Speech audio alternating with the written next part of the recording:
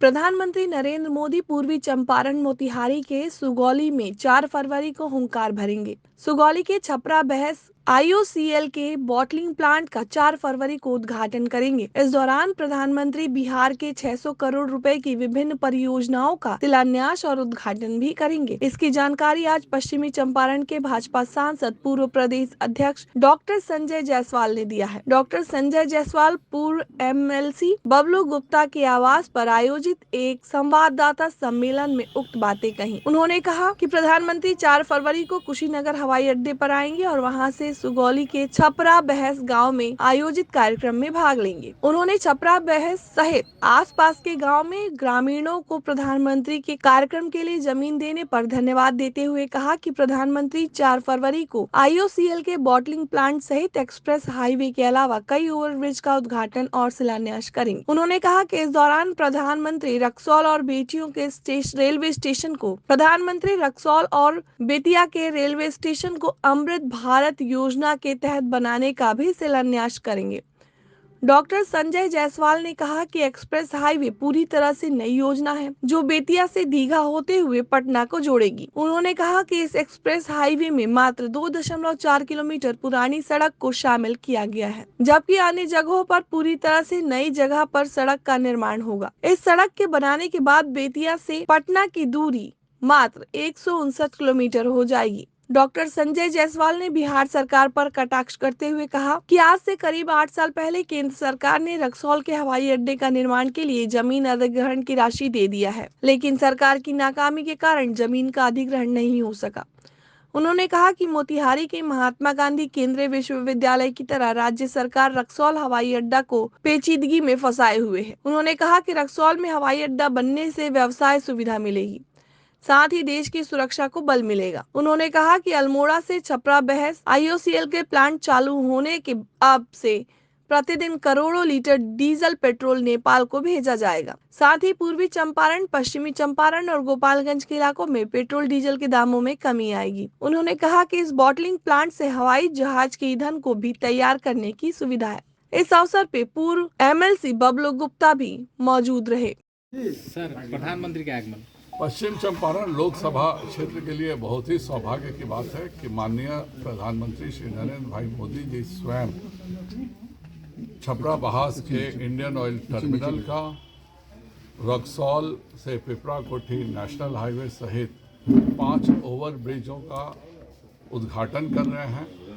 Bettiah Patna expressway के अभी कार्यारंभ वो करेंगे। रक्सौल बेतिया स्टेशन के अमृत भारत के शिलान्यास के साथ अनेकों नई योजनाओं की सौगात वह बिहार को देने जा रहे हैं। बिहार देश के साथ कंधे से कंधा मिला के चल सके, इसके लिए केंद्र सरकार सदैव तत्पर भी रहती है, उत्सुक भी रहती है।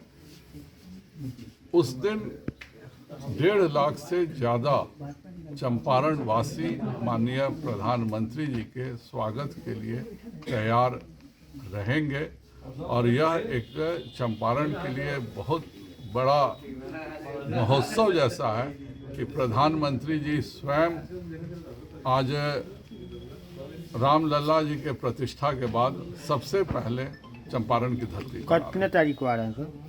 4 तारीख को 1 बजे दिन में बनसप्ती माई स्थान पर माननीय प्रधानमंत्री जी का कार्यक्रम है। और क्या कार्यक्रम होना है उसमें? मुख्यतः शिलान्यास और उद्घाटन है, जो कि लगभग 6,000 करोड़ की योजनाओं का होगा। वो ये दोनों चंपारण के लिए योजना होगी कि सिर्फ बेतिया पश्चिम चंपारण के लिए? इस सभी जगहों की जो भी योजनाएं बाकी हैं वह सब होगी। चंपारण एक है, इसमें कोई पश्चिमी पूर्वी बटा हुआ नहीं है। चूँकि यह तय है कि मेरे लोकसभा क्षेत्र में इसको होना है और मुझे सबसे अच्छा स्थान सुगौली लगा। तैयारियां चल रही है चंपारण में? तैयारियां कल से हम लोग शुरू कर चुके हैं। वहाँ पे जगह की देखने का काम जिलाधिकारी और आरक्षी अधीक्षक दोनों कर चुके हैं। वहाँ पर कार्य भी हम ज़मीन बराबर करने का शुरू कर चुके हैं। मैं अपने उस इलाके के सभी किसानों को बहुत बहुत आभार और धन्यवाद भी देता हूँ कि काफ़ी जगहों पर फसल लगी हुई थी, पर माननीय प्रधानमंत्री जी के आगमन पर वहाँ के चिकनौटा, बनकटवा और आसपास के जो किसान हैं उन सभी ने सहर्ष भूमि प्रधानमंत्री के कार्यक्रम के लिए दे दिया। कितना देर तक वो रुकेंगे? यहाँ से वह सीधे कुशीनगर एयरपोर्ट निकलेंगे और वहाँ से दिल्ली के लिए रवाना होंगे। 1 से 1.5 घंटे का कार्यक्रम है उनका। ये तय हो गया प्रधानमंत्री कार्यालय से, आपको सूचना आ गई है? इसके पहले चूंकि कैंसिल हो गई थी तो ये तय माना नहीं, कभी कैंसिल शब्द ठीक नहीं होगा। हमें कंफर्मेशन नहीं मिला था और मोतिहारी के प्रेस से मैंने कहा था कि जिस दिन भी कंफर्मेशन होगा मैं सबसे पहले मोतिहारी प्रेस को बताऊंगा, और आज ही मैं आपको बता रहा हूं, तो ये सबसे पहला इसी को माना जाएगा। नेपाल को लेकर प्रधानमंत्री जी को तेल देने की क्या योजना है, और जो वहाँ पे एलपीजी सिलेंडर भरने का उस पर क्या? देखिए, ये जो एलपीजी सिलेंडर है, यह तो 28 लाख नागरिक जो हमारे चंपारण, गोपालगंज, कुशीनगर के हैं, उनको यह यहाँ से 28 लाख परिवारों को सप्लाई होता है। एटीएफ के भी यहाँ से सप्लाई नेपाल जाएगी। एक बात बहुत दुख है कि माननीय प्रधानमंत्री जी ने 2017 में 250 करोड़ रुपए पीएम पैकेज के लिए रक्सौल हवाई अड्डे के लिए दे दिया था। बिहार सरकार को केवल 121 एकड़ भूमि का अधिग्रहण करना था।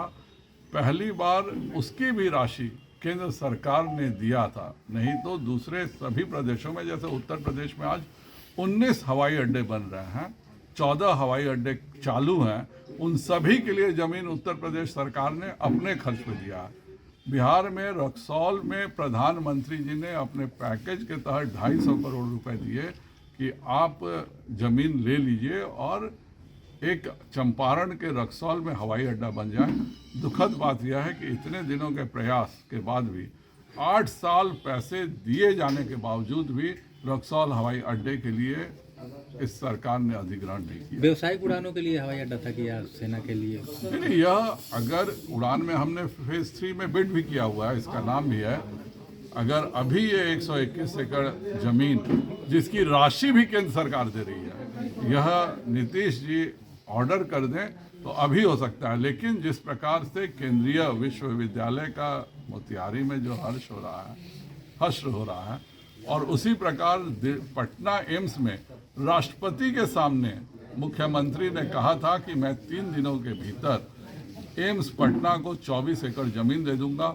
राष्ट्रपति जी को गए हुए आज महीनों हो गए, पर एम्स आज भी इंतजार कर रहा है कि माननीय प्रधानमंत्री जी का जो 3 दिन है, क्या वह बाली के पग के बराबर है कि वह 3 दिन कभी पूरे नहीं हो रहे हैं। आज राज्यपाल से मिलने मुख्यमंत्री गए थे नीतीश कुमार, अपने सरकारी कार्य से गए होंगे। इन सब बातों को वह मुख्यमंत्री और राज्यपाल की चीज़ है, उसका भारतीय जनता पार्टी कोई संज्ञान नहीं लेती है। हर मुख्यमंत्री को मिलना चाहिए। पवन कुमार सिंह की रिपोर्ट, IND 365।